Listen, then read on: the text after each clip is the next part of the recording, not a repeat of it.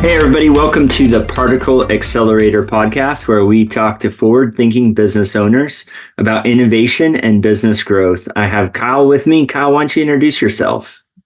Hey, guys. I am Kyle Pretsch. I am the Chief Operating Officer of a company called BambuMeta, which is a software company in the innovation space. And then additionally, I am an operating partner with also coincidentally named Bamboo Ventures, which is a venture capital firm that engages with companies in the similar spaces. Sure. Tell me a little more about what your product does. Yeah, so BambuMeta is really betting on the technology of the mobile wallet. And if you look at Europe, Asia, essentially everywhere but the US, right? They've always been 7 years in front with chip technology, security technology, and they've been moving towards the Apple and Google wallet, which is this, a great essentially invention where you've replaced that wallet you had in their back pocket with something on your phone. The difference is, the wallet in your back pocket's a mechanical manual process to change out all your cards and keep it updated. And so imagine if your wallet kept itself updated.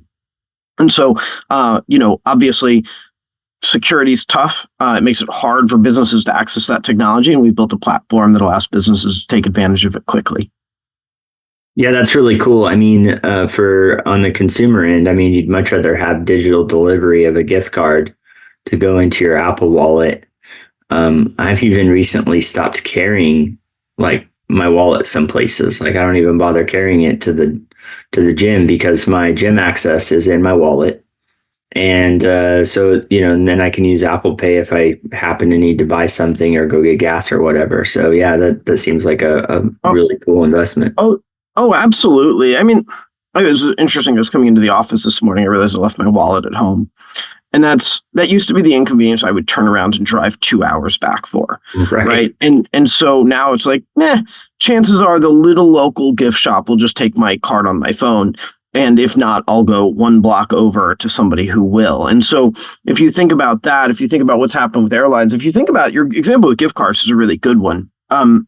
Because it's a giant trap for companies, right? Just think about gift cards, and I'm going to get a little nerdy here, but you have to keep that on your balance sheet as a liability. And at a certain point, that card is never going to be used. It ended up in a drawer that you've moved on, that's in the trash. And forever, they're going to carry that liability, even though they've already taken the money. And so you've just got these companies with these ballooning liability sheets on gift cards. And so it's because no one's ever going to use them. And the saddest part of that is that, can you imagine all those gifts from grandma that never got used? I probably got thousands of dollars of gift cards that have been thrown out over the years. Yeah, for sure. Cool. Well, let's get to know you a little bit. I like to ask folks in a little bit of a lightning round, what was your first job? Oh, I worked for a web design company. I was 16 years old. Actually, that and I was a soccer referee, and I think I started those about the same time, so they're totally different. But those were my first two gigs. Cool, that's awesome.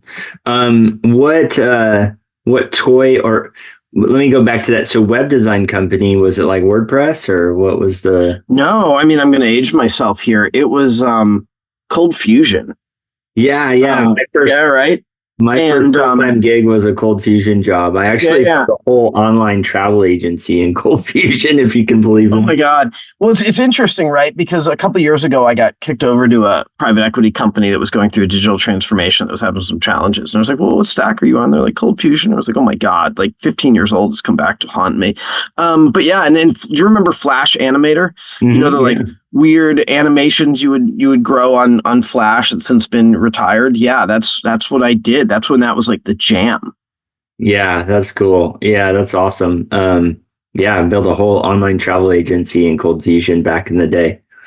It's actually a really good platform. From a easy to learn and build, the challenge is security and optimization and everything. But when I was 20 years ago, that wasn't a demand. Do you remember this? So I was building this really big app in Cold Fusion. We had done some, I worked for one company while I was still in college, and they were competing, the JSP guys with the Cold Fusion guys. And of course, the Cold Fusion guys could get stuff up and out so much faster than the JSP, the Java platform guys, because the Java Vice would have to get and set everything and all this. Oh my God, server side was horrible. You're right. And so the Cold Fusion guys were outpacing them, and I was brought into that team, and so we were just hacking it together. I'm sure we didn't really have. And then some guys coined this thing, Fusebox, which actually started to look kind of like an MVC framework. Okay. There's this architecture, Fusebox architecture for Cold Fusion, and then Fusebox started touching. It was like an early precursor to MVC frameworks, and Okay. yeah, it was great. It made the whole thing start to make a little more sense. It's so interesting, right? Because I just remember building out these websites and people got money and they were like, oh my God, people didn't have to come into my store. They came in like 9 o'clock on Saturday when it was closed, and I got money overnight without doing anything. And then, now I go to companies and they're like, we had a 0.00001% error rate and we need to know why. And it's just such a, like, I remember when this was a novel concept. Right, for sure. We've come a long way. What toy or hobby did you have as a child that inspired what you do career-wise today? Oh, I don't, it's kind of a stretch to call it a hobby, but I'll tell you, my dad was an airline pilot. And maybe once a year, I got an hour of flight time in like a small Cessna, like, puddle jumper kind of little airplane. Usually it required like straight A's on my report card, and that never happened. So it was a once a year event at best. But that I would have considered my favorite hobby, although I got to do it so little. And that was this just mesmerizing thing to a 12-year-old, right? And I had access to something that was so cool that people couldn't imagine. And so being able to go up above, in the clouds and see things from a different perspective. That was that thing that I lived for, much like some people live for scuba diving and other things. That's what I lived for. That's cool. What was your favorite and least favorite course in college? So freshman year I had to take dance. And I thought that was nice. Yeah, I did. It was a gen eds, and I had to take a physical education, and that was the only thing left because I signed up late or whatever. And I thought like I was the smartest guy in school because it was all girls, it was all women. Mm-hmm. Brilliant. They were all dancers, yeah, because they were looking for their easy A. And I was like, this is amazing. Until the final exam required you to dance in front of everyone and memorize a dance, and it was like 17 minutes, and it was the most humiliating. Like I head was down for like the remainder of the next semester. Worst class, best class. I would say medieval political philosophy. What a, like, this idea that really has been important in my career has been, meeting people where they're at. And not everybody thinks the same. And I don't think I appreciate them, but I appreciate now that like people have a very different way that they live their lives and a different thing they're looking for. And it's not, I had this idea that I was always right and they were always wrong. And I can't say that I've forgotten that premise, but there's this appreciation you can think back to the different things that motivate people. And if you can meet people where they're at and you can really do a lot with them, or if you can understand what doesn't motivate them, and just being able to read the room goes back to that exact class. Yeah, that's cool. What famous quote or what quote from a famous person lives rent free in your mind? Oh, there's so many. I would go back to this one that this is a little bit more recent, but it's been taking up a lot of space, which is the clarity you're looking for is on the other side of the action you are frightened to take. Mm-hmm. And I got to be honest, I learned this on TikTok, which I wish I had a better answer for that, but I learned it on TikTok and I listened to it and I've thought about it and I've spent a lot of time thinking about that and being able to tap into this, like, why didn't I do, and like yesterday was a great example. I waited to the last minute to do my taxes. Sure. I was frightened to know what was going to happen on the other end of that process. Sure. It didn't change it. In fact, it just gave me less time to prepare for it. And then I had the stress of like finding stamps and an envelope before midnight. And I totally disadvantaged myself because I was just scared. And like, not consciously scared, but the other end, you're avoiding something that you don't want to know. And it had no advantage. And so I've just really been asking myself, like, is this thing on my to-do list that is pushed 3 days? Okay. What am I scared of? And 9 times out of 10, as much as we hate to talk about our fears, that's what it is. It's something stupid that I'm apprehensive about. And so I just lean in because it's going to happen anyways. Yeah, I love that self-awareness. I think the idea that suffering, is like a common human condition. We actually, nobody can live without some level of suffering. But stress is necessary, right? Yeah, 100%. We seek comfort, kind of sometimes above all else, right? So the seeking of comfort or the avoiding of the suffering.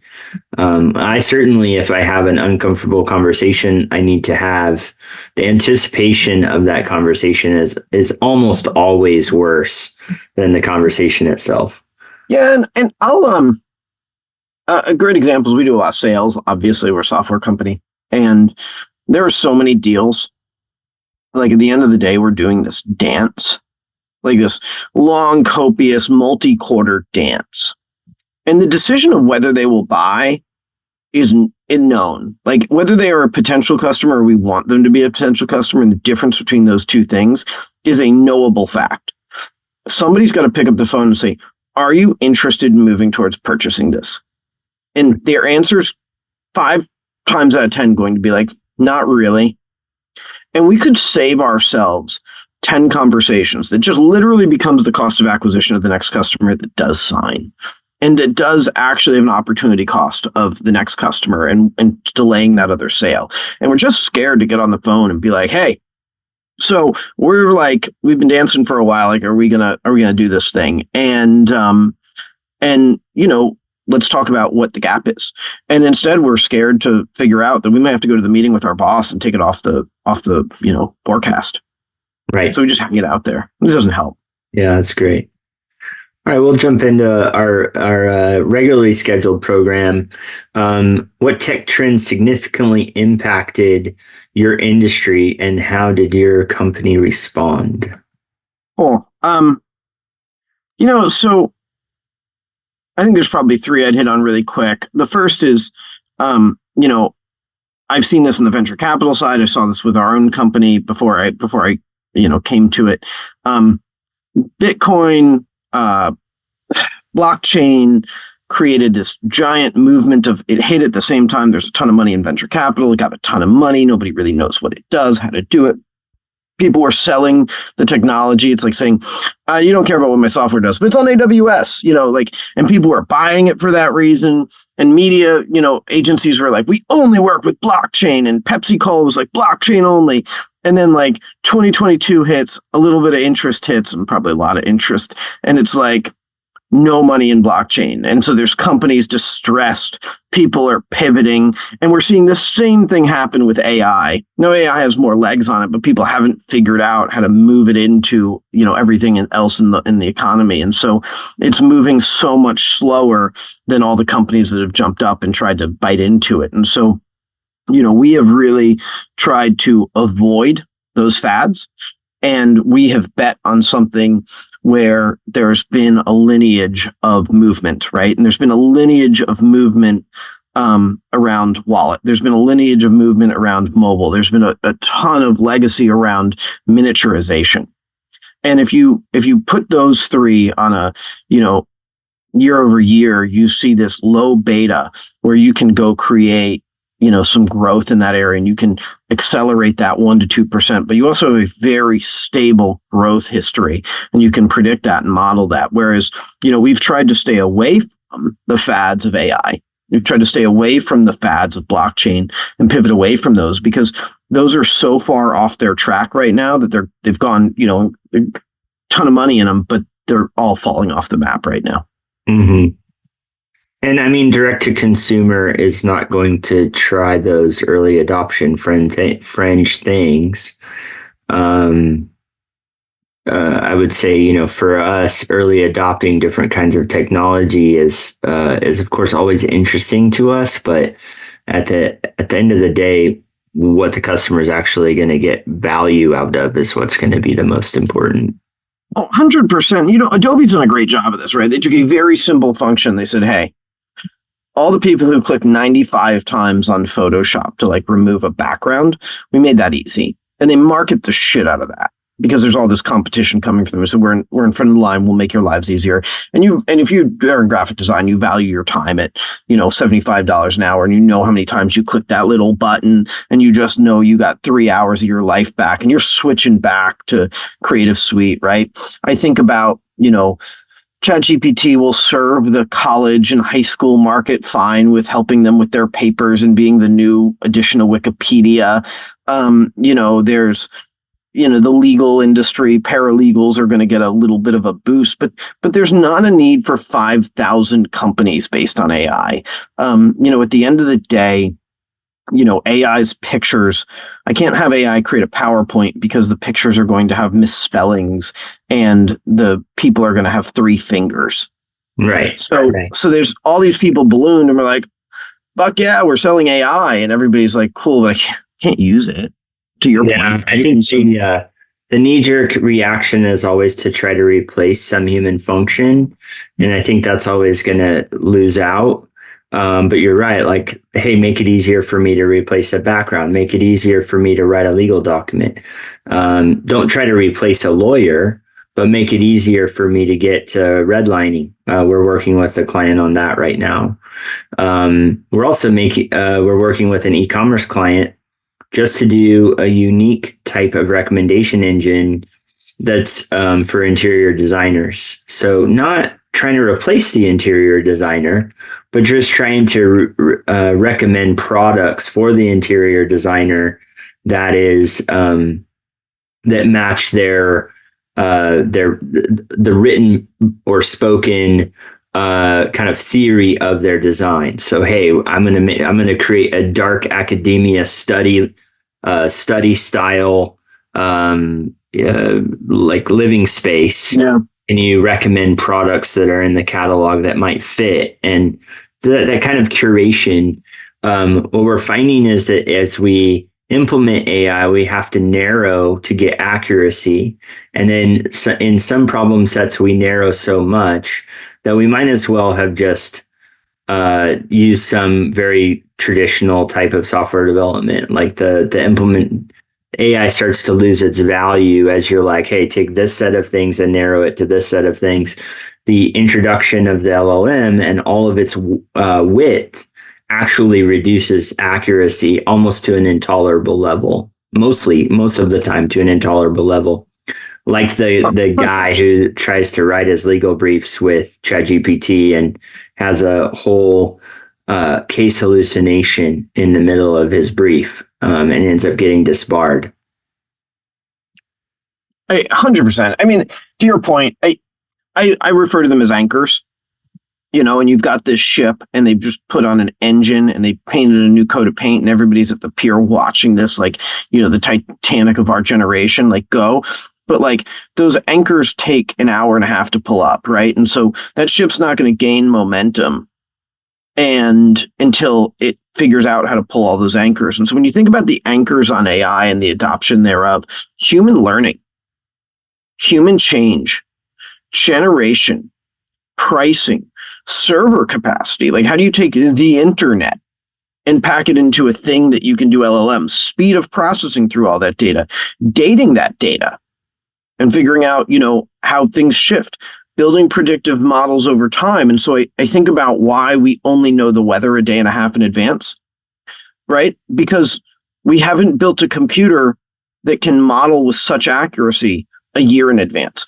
Lord knows they're working on it, right? Sure. And I remember when they could tell it in real time in 5 minutes before. Now they can give you a pretty accurate view of a tornado about an hour and a half before, right? So it's huge accomplishments, but we're not at writing material and replacing the human being yet. And you're right, there's a ton of people who are going to block that from happening. So a bunch of people got out in front of this and, that's cool and that's exciting, but you've got 45 anchors that no matter how fast you're moving are going to slow you down, and they're going to, really kind of nullify that and bring this into a sort of a linear growth scale. People don't grow logarithmically. Sorry. Yeah. What innovations are you really betting on, though, for your specific business growth? Yeah, I mean, we are betting hard on the wallet. I mean, I can't, there's no way to get around that, right? We are a platform that supports the Apple and Google wallet. So if Google were to be like, this wallet thing's a waste and get rid of it, like that would be catastrophic to our business. That being said, we bet on something that has an incredible growth potential. We bet on something that is showing growth. We bet on something that had a 7 years of growth behind it, investment. There's other companies that reach out to us and say, we're investing a ton of money to compete here, and this is an area of innovation for us. And so, and it's just a really logical problem to solve for. And I go back to I got pulled over the other day, and the guy's like, registration proof of insurance. And I was like, oh shit. And I was like, I don't remember my password to the app. I got to download the app, and I'm going to get the ticket. Right. And I have insurance, I think. And then I'm like, God, did I change my credit card number? Do I still have insurance? Oh no, it was a weird process. And I think about having my insurance card in my wallet, and I think about it just updating naturally every single month when my payment comes through. Great idea. And we're getting a notification when my payment changed. So I have insurance for my protection of my family. And I think about, why insurance has a bad rap. It's because people call customer service and wait for hours to figure out how do I get my information to the other guy? My significant other had a little fender bender the other day, and she was like, do I give him my card? I was like, no, but he doesn't have a piece of paper to write it down. And you're like, well, how do I give him my information? And you just took a picture of it. And I was like, well, that's silly. And you just send him our card over the phone. So, again, really rational use case. And so we're betting on rationality, right? We're betting on the ability for this to emotionally engage people. But I think we're very, very confident that will happen. Yeah, that's great. Even like my car key, different access keys would be great to have in the wallet. You brought this up, you don't necessarily carry a wallet anymore. And so if we just think about basics, people have the capacity to manage a couple different things at a time. And so then when you overload yourself with different things you got to manage, right? You're bound to forget something. And usually that's something related to work or family, right? And you think about, the people who forget to pick their kids up from school, or they forget that thing was due to their boss, or they forgot tax day was yesterday, right? Because they've got so much they're juggling. And that's physical, but that's also metaphysical. And so, people, they say, can handle about 6 things. So I would just think about your keys and your phone and your wallet are 3 of those things. If you can reduce to 1 thing, think about how your capacity increases. Oh, no. I mean, I only buy one kind of shirt. I wear the same black t-shirt almost every day. So you got me there for sure. Cool. Well, what do you think the most significant gaps between your digital ambitions are and the realities of today? Yeah, I think there's so many companies out there. I think this applies to everyone who have a great solution, a great idea, a great problem, right? But there's a huge gap between a problem and a solution that should take over the market and being successful. And that gap is not, governance. That gap is not, your bylaws of your company. That is, people's aptitude and willingness to change. That is creating a motivation for them. That is creating, great marketing to go perfectly put that into 10 words. And innovation is really tough to sell. I think people forget this. Innovation is think about, we were just talking about AI, we're going to make your life better. And everybody's like, hell yeah. But nobody's going to buy, $39 a month of AI. And if they do, it'll be ChatGPT 4.5. It won't be the 45 million other companies trying to sell some AI generated thing. And so, the reality is that some of those are bad. Most of them probably. Some of them are really, really good. And you've got to filter yourself to the top of that stack. And it is hard. And so, it's not just about having a disruptive product. It's about being in the right place at the right time, talking to the right people, hiring the right team. And so, the reality is that you've got so many obstacles in front of you to climb, and it's not easy. And if it was easy, everybody would do it. It's not. Sure. It's far easier to get money than to get sales, or it's far easier to fundraise than to get sales. And so, I think if we think about ourselves, getting people, and this is in the venture capital side, it's getting founders to like understand that their idea is not worth $75 million. Right. And that's not going to find a good partner. There's people who do it. It's getting founders to realize, like, just because you have a disruptive idea does not mean you're going to be a great CEO. You have to listen. You have to find partners. The flip side, it's managing a team and saying, like, hey, we have this cool idea. How do we build something that's going to get 3 years of people to work their ass off and sell it and go through 500 failures, to hope that the next one's successful? And so I think, we all have that ambition. But I think going in with eyes wide open about the market is just a stark reality. And if you do that, you're going to have a much better chance of getting a successful team through it. Yeah, that's great. This is totally valid to our audience, and rings true for my history. Like, I'm a serial entrepreneur, and so I've done one of the last ventures I did a legal service venture and sold it to LegalZoom pretty quickly. After instead of like a big series A or series B, and it just fit because we had amassed enough competitive pressure to LegalZoom to make the acquisition make sense for them. But then I did DocMaster or DocWorks, which was a SaaS, like I don't know, probably akin to like a ShopMonkey or a House Pro in theirs, but specifically for boat people, like people who work in the marine industry. Okay. Ended up selling it to DocMaster, who already had the audience, simply because trying to market to everybody who works on boats all over the U.S. is a huge feat, and to find an investor, at least in this market with high interest rates, was a difficulty to find investors that wanted to partner with you in that type of user acquisition. Well, it should be, right? Like, I mean, there's, and look, shame on investors, myself included, for forgetting the basics of that deck, right? What is your competition? What is your total market size? Do some basic division. How much of the market is there? Do you have an emotional connection? Is it a very rational problem solution? And, there was my personal belief. I'm going to get some crap for saying this, but, if you think about living in a metric-based world and being on the venture capital side, and this is where I think founders should be more knowledgeable about what's going on. 2020, right? There'd been some huge wins at Google and this and that. Ton of money. People are putting money into venture capital, right? It's turning above size returns. Private equity wasn't returning as much. There's this like movement in the market. Now suddenly everybody's got a ton of money in their funds. And so 2021 comes around, and before you can make money off money, you got to get money out the door. And you've got, other people want to raise the next fund, and you can't raise the next fund until you get rid of the other money. So the secondary problem is being successful, but the primary problem is getting your boss off your ass about getting your money out the door. And so that's where, and Y Combinator, same thing. Like, we'll make a safe note to make it easier to give out money.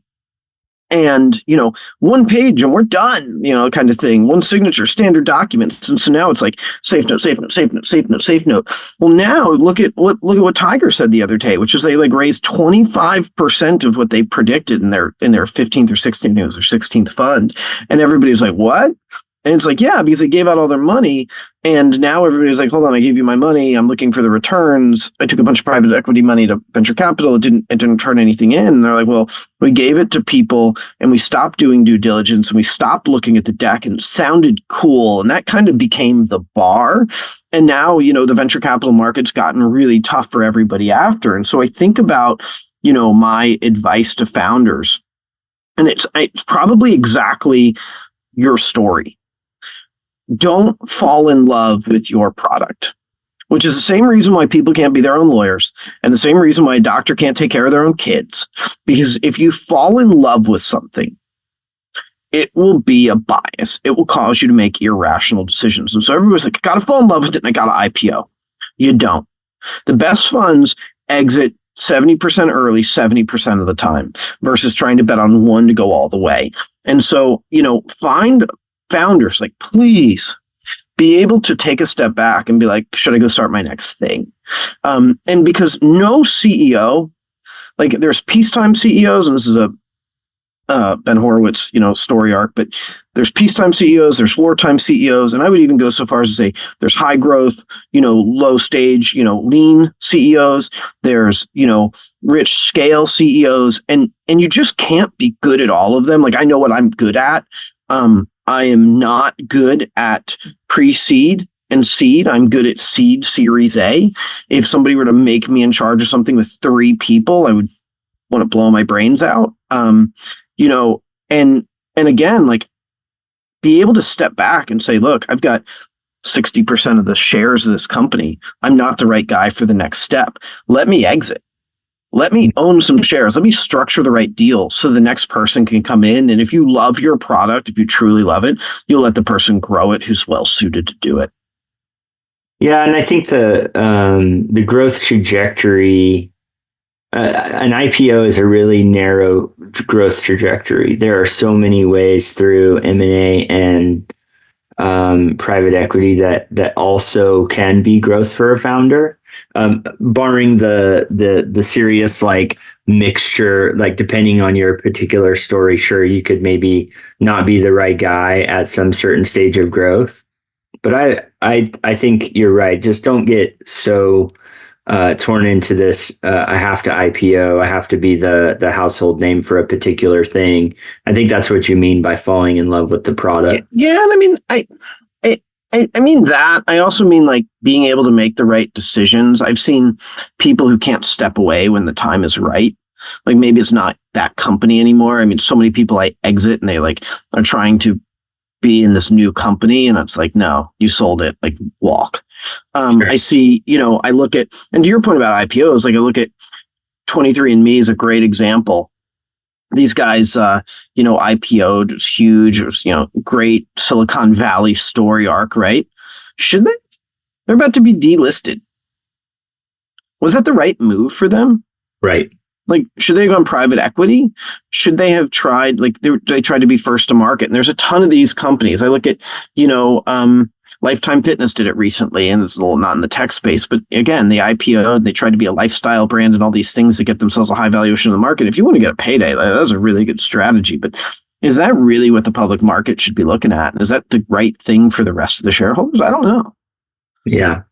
Have a wide field of vision. Like, go in, oh my God, you want to raise money right now, like, know your audience. Go to venture capital and be like, yeah, I want to exit in 3 to 5 years, and somebody's going to be able to take it to the next stage. I don't care who it is. I want to be 25x. Okay, great. I would appreciate that so much more than somebody who's like, yeah, we're going to IPO in 5 years. And it's just like, you're not. Right. I love it. And that does match up with my story. Like, I've always just sold to the next biggest guy that could take the real world asset that we had created and get value out of it, get greater value out of it than we could in the open market, grinding it out. I used to work for a company called Leslie's Pools. Cool brand, not sexy, pool company, get it. I was a group vice president of IT there. And this company could go in and we did IPO, and we would make this statement that we were bigger than our top 20 competitors combined. And then from a market share perspective, we had 90, our top 10 competitors made up 1% of the market share, and we had 99 of it. And so, like, we were 99 times in front of our top 10 competitors combined. That's what it was. And so you're like, holy shit. But how they grew was they went to like small towns, and they went to these pool, like little communities, and they'd be like, hey, you have 2 to 3 pools. two to three pool stores in your little local area in Texas. We'll buy them. Here's $5 million. I don't know what the numbers were, but like, here's $3 million. And so you got some guy who's trying to slave to make his third store become a fourth store and take out loans and a second loan against his mortgage. There's like, do you want to retire?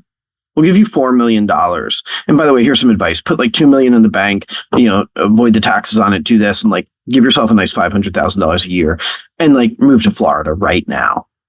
And we'll close tomorrow. And that's how Leslie's built from like 5 stores to over 1,000 stores. It's like 2 to 3 at a time. And so I think about how that's that same story for founders. What a great story arc of like building up, like owning a town, owning a market. And like, were they going to go IPO their pool store? Some of them were like, yeah, I'm going to be the biggest spa company in the world. And you're like, no, you're not. Do you want $5 million? It was amazing that people would say yes. It was amazing that people would say no. And just being logical. And again, it's a fiduciary responsibility. I think people have to keep in mind. Yeah. Logical growth. That makes sense. What lessons have you learned from tech initiatives that failed to deliver expected value? I failed one project in my entire life, like one. And it was when I was at Leslie's and I tried to build a Apple and Google wallet. I had a pretty massive IT budget. I think it was like 36 or 38 million. And I failed one project. It was that fucking wallet, excuse my language. But oh my God, it was horrible. And it was the one. And I go back to that same statement as it should have been solid. Like it was a guaranteed winner. And everything was lined up right. It was a great theory. And, a couple things didn't play out right. And now I work at a wallet company, so it's well fitted. But, and one of the things is that, if you talk to American Airlines, talk to some of these other people who do a really good job with the wallet, they don't think with scalability in mind. And if I think back to why that failed as well, we finally got a design and then we built this whole thing in this very monolithic, approach. And then we're like, oh, well, we wanted to be a different color and we're going to rebuild the whole thing. It's going to be another $2 million. And so, I would say a couple things, right? Fail early, fail fast. Sure. 2, go talk to, and these are kind of counterintuitive. Go talk to people, like go hire experts, go talk to people and go fail early and fail fast. And if I think about those things, the art of, especially in enterprises, mid-level and up, the art of the MVP has been so lost. And so I would say if you're on a program that is bigger than, if you're a sub-enterprise, but trying to grow, like get out a real, MVP and grow and tell your consumers, like, this is a beta. Yeah. Right? Like, I'm so glad you brought that. So glad you brought that up because I remember a bunch of people kind of circling around 37 Signals and those guys around the idea of bootstrapping. So the whole premise with bootstrapping was, what's the cheapest way for me to validate my idea and ensure that it's not, there's not something around the corner that could eat me up, that this market is open space. And I'm not just going to go guess at my TAM and SAM. Like I'm going to validate my TAM and SAM through maybe I do an ebook or a PDF guide and see who will download it. And the cool thing about bootstrapping is it was also starting to get some of the marketing muscles in play. And then you say, okay, yep, I see actually what my MVP should be. And then the MVP comes and you're already building the audience, the coming soon pages up, you're giving away some high value content offers, and things are kind of falling into place. But as money became easy, not free, but easy, it kind of eroded some of those hard skills, like some of the getting the marketing muscles early, finding a path to first dollar before you've really built anything, like all of that, I think. And I just did some, internet sleuthing over again to like pull back some of that bootstrapping content. And it has, it's 10 years old. One article I was reading, like 12 years old, but so relevant right now as the interest rates are high, the funds are emptier, and you could actually perhaps, work out your own idea on your own, with friends and family money. Yeah, this is my favorite subject in the world. So a couple thoughts here, and maybe three of them. The first thing is we just funded a company, and these guys are pretty exciting. Their company's named Electroflow Finance, and they basically do fleet services for they're bulk buying futures on energy, like Southwest did for gas, aviation gas and jet fuel, and they're doing that for energy, and then they're selling it to people and saying, like, just like when you go out of Hertz and they say, you want us to fill it up for you, you can just buy the full tank now, or do you want to deal with it on your own? And they're making money off breakage, and they're making money off bulk purchasing because they can predict their purchasing. Super simple model, great fintech. And these guys came to us, and we led their recent round. So congrats to Tosh if you listen to this. But they came in, and I was like, sort of second guessing, because I did a double take. Because he's like, yep, I got my first customer, got my first 100,000 of ARR, this and that. And I was like, well, what round are you on? Like, we're never going to be able to compete. It was like pre-seed. And I was like, huh? And he's like, yeah, man, it's a different market. And I'm like, you're right. So, so I think about that competition. Talk about bootstrapping. This guy found a need. Because it was such a huge need, he was able to sign agreements because there's no other alternative. And somebody said, I will give you my business if you can make this happen. And he came to us for funding, and he had, his first $200,000 to $300,000 signed, like easiest due diligence process in the world.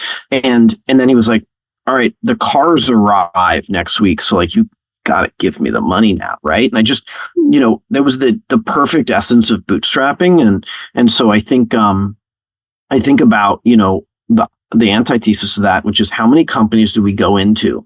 And you said something really, really intelligent. You said money's not free, but it's easy. And I would actually go so far as to say the cost of money is at an all-time high, and it's still too easy. And that's exactly what happened in 2008 with the mortgage crisis, right? Which is, got really easy to get a mortgage, but the cost of that mortgage was more than you could tally in your head. And so then these companies get into their seed stage or their seed extend thing. It's just been made because people spent all their money, and it's hard because your cap tables, got a valuation of 50 million. You came up with this crazy number so somebody could give you their money. It was a founder's market, and now they're all coming to the table, and all the other investors like, you can't. They're not willing to give up their 80% when they convert at such a heavy discount, and it's really hard to get money. It's really hard to grow. And so people aren't planning for that. And so if you've got those obstacles, of course you're going to bootstrap. And so I'll finish with a small story at Bamboo. Best hire. So Bamboo was in this growth phase. And so we literally termed our entire sales team because we didn't have a good enough product yet. We had not solved product market fit. And it's not bootstrapping, but it's that essence of being like, do I need a salesperson? And I think about the companies I go to that like, I'll be like, how many? They'll be like, we're a stacked team.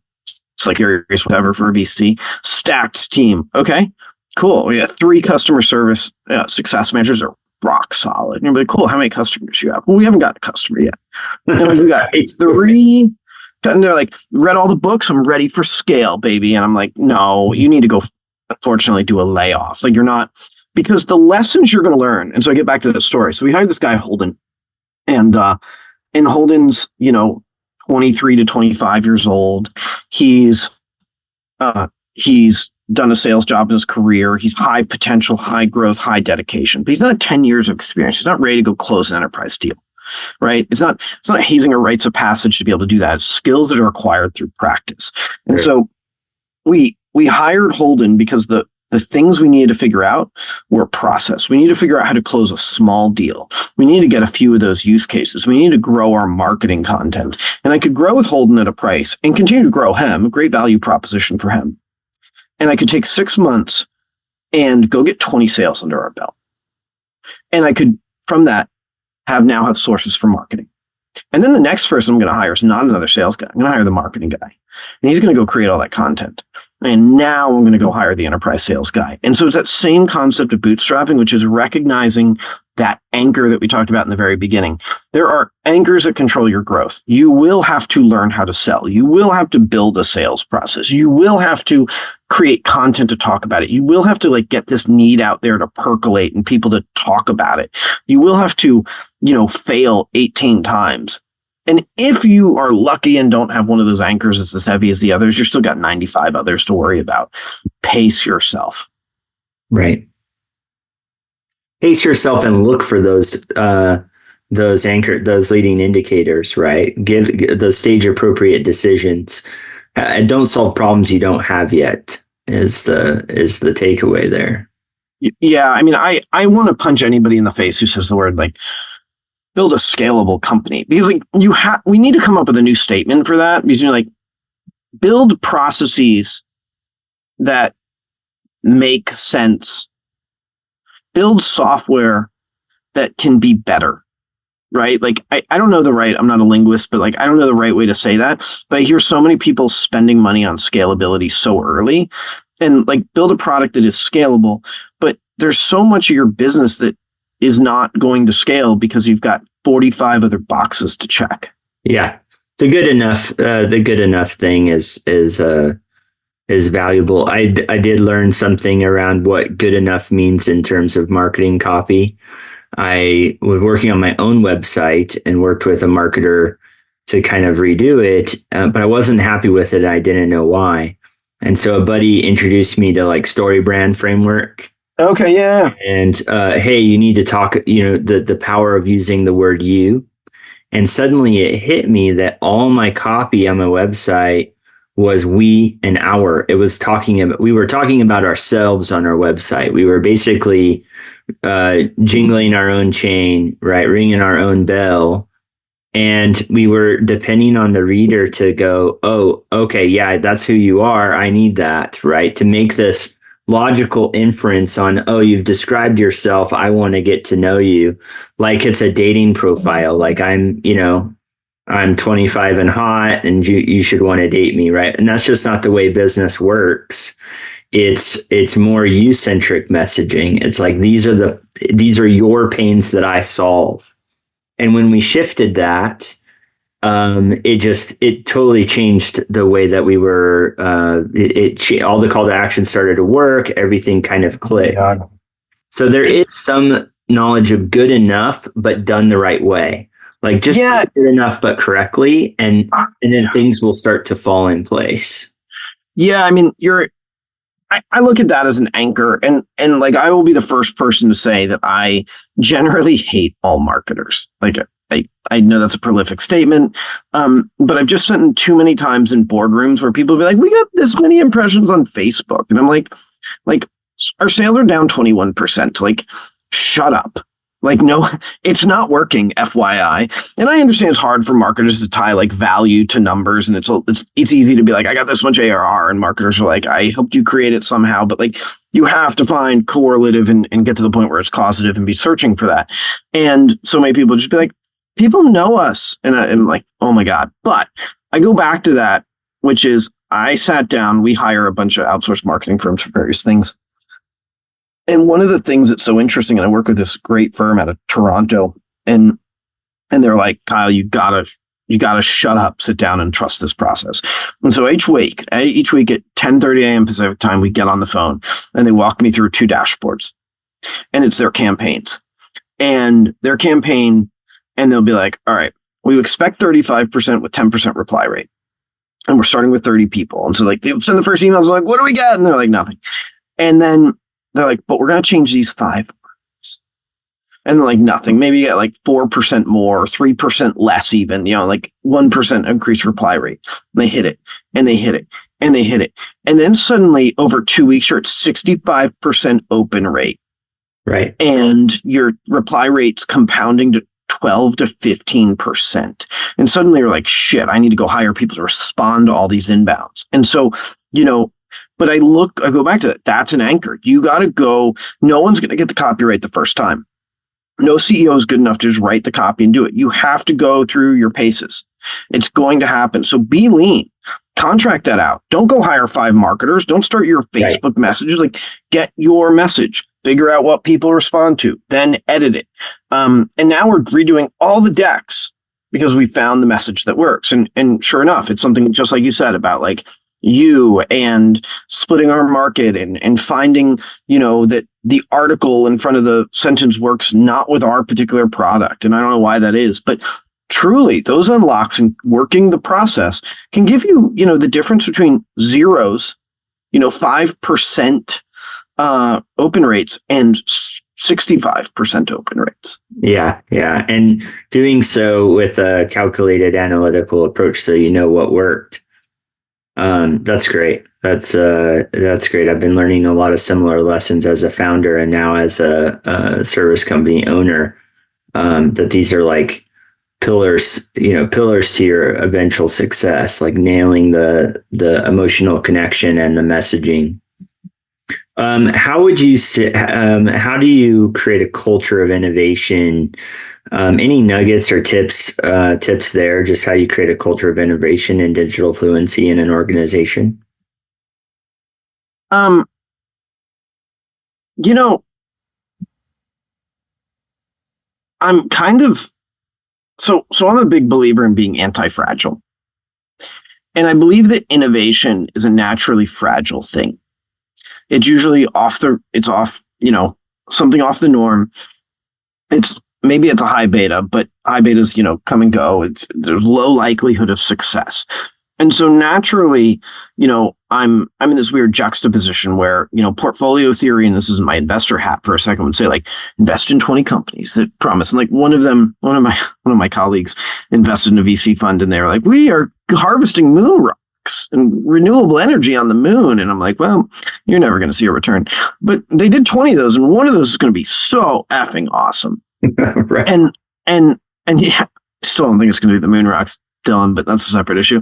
And okay, cool. But that's a really good theory for a investor. And that's why I say like founders have to know why they're getting invested in, because if they're playing portfolio theory, like take your money and run, but don't expect that partnership or that growth or that commitment. But on the flip side of that, so then as a founder, don't read the fact that somebody gave you some money to innovate as a license to go do a bunch of random stuff, because that's the point where you need to be hyper focused on what your problem is. Is it rational? And so, the way I manage at the enterprise scale all the way to the seed scale with innovation is go make a case that the problem is emotional, the problem is rational, that there's a market, what it's going to cost, and what the potential is. And then go structure that into milestones and make a milestone as early and frequent as possible so we can continue our investment strategy and bootstrap that innovation and and if you can come to me as a CEO and you can be like, look, I have an idea and I think it's going to help us. And I think it might help us untap something that's close to where we're going. And, it's peripheral. And it's going to cost me this, and I want a little bit of a milestone. By the way, if I get this, then it validates that. And if I don't, then cool. I'm going to invest in that every day, because you've got to put innovation back to metrics. I'm a big believer in evidence-based management. You can't just invest in innovation because it's innovative, because people won't buy innovative. Give me something that I can sell. Yeah, you're really talking about the difference between a dream and a goal, right? I think it's a really good way to put it. I have a dream. Well, okay, great. Yeah, I have dreams too, like dreams and an intention, to have an intention. One of my good friends started an event-based company just as COVID hit. And he was like, I have this intention. We're going to have our first event. It's going to be on this date. And that process is taking a dream. Hey, I'm going to start an events-based company. And then he set an intention, and then he set a goal. And at the moment that he had a date around his intention, everything started falling into place. I think it was in COVID, so he had to mask up, but it all fell in because he had an intention, and then it turned into a goal the moment that he set a date. He's like, this is going to be real. And I think that's what founders are doing. They may have ideas, but are those ideas dreams or are they goals? The rationale is what happens when you actually get clarity around a goal. You set a date, you have if this happens, then I'm going to go this direction. If this other thing happens. And I think in entrepreneurialism, it's also important to say that an intention is more important than your mechanism. Like you may not know exactly how you're going to get there, but if you have the intention, you'll figure it out as you go. Yeah, I think that's I agree with all those statements. And I think, for leaders pushing back on that and being rational and make sure that's not at a cost to the company. And I'll end on this parting like sort of thought. And this is something I don't think I've ever told anybody. My dream of my childhood slash, I'd say late teens, early 20s was to be an air traffic controller. I'm like an airplane obsessed guy. And so I really want to be an air traffic controller. And so how that's done in the government is totally effed, but that's a separate story. And so you go into these lotteries, and you had to be hired by the time you were like 31, which meant you had to like offer letter by the time you were like 28.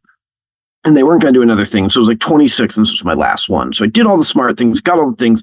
I got on, and I didn't get selected in the lottery. Like, oh shit, lost, didn't get selected. And I went to my dad and I was like, I have a plan. I'm going to go and I'm going to go to this air traffic control school in New Hampshire, and then I can do this and I can challenge the test and And I like, by 30 days, I might have a chance of making it. And he was like, cool. And so I was like, now I want you to pay for me to go to another college degree. Thanks, Dad. And he was like, hey, like, you're my son and I will give you that money to go do it. But I need you to know, are you asking me for the money because you have to do this? Or are you asking me the money because you think you're going to pay me back because you're going to become an air traffic controller? Because the odds of this are not in your favor. But you can have the money, but the odds of this are not in your favor. Do you want to loan or do you want to gift? And it's probably going to be unsuccessful. But if you want to go for it, like, go for it. And, that was family money. Right. And I think about this with founders and like, they're getting friends and family, and that's family money. And like, he was super supportive. But the fact of the matter was like, I'm probably going to be unsuccessful, and I'm going to have an air traffic control degree and not be an air traffic controller. And that's going to be kind of awkward and a lot of money. And it's going to set me back in my career. And so I made a tough choice to not go for that dream. It was a dream, and not all dreams happen. And that sucks. And I will live that story.